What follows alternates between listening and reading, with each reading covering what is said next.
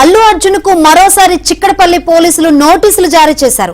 సంధ్య theatre తొక్కిసలాట ఘటన కేసులో రేపు ఉదయం 11 గంటలకు విచారణకు హాజరు కావాలని నోటీసుల్లో తెలిపారు. ఇప్పటికే ఈ కేసులో అరెస్ట్ అయి అల్లు అర్జున్ బెయిల్ పై విడుదలయ్యారు.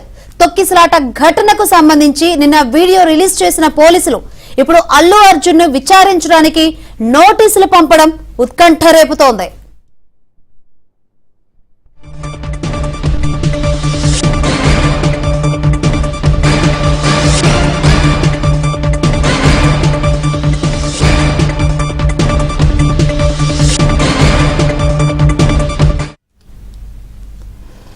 అల్లు అర్జున్ కు మరోసారి చిక్కడపల్లి పోలీసులు నోటీసులు జారీ చేశారు.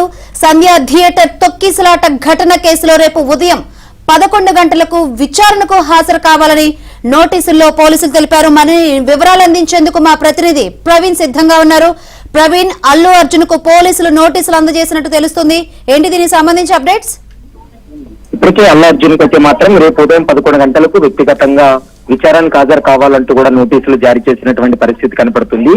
సంధ్యా థియేటర్ వద్ద జరిగినటువంటి తొక్కిసలాట్లో ఇప్పటికే రేవతి అనేటువంటి మహిళ ప్రాణాలు కోల్పోవడం, తర్వాత రేవతి కుమారుడు కూడా చావు బతుకుల మధ్య కొట్టుమిట్టాడుతున్నటువంటి నేపథ్యంలో ఈ కేసు పూర్తి స్థాయిలో దర్యాప్తు కొనసాగుతుంది. మరోవైపు అల్లు అర్జున్ ని అరెస్ట్ చేసి రిమాండ్ కు తరలించిన తర్వాత తెలంగాణ హైకోర్టు మధ్యంతర ఉత్తర్వులు ఇవ్వడం జరిగింది. మధ్యంతర బెయిల్ మంజూరు చేసింది.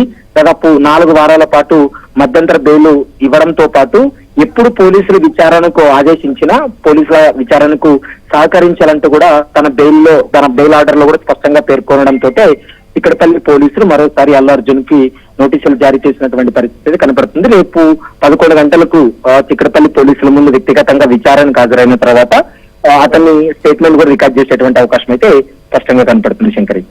రైట్ ప్రవీణ్.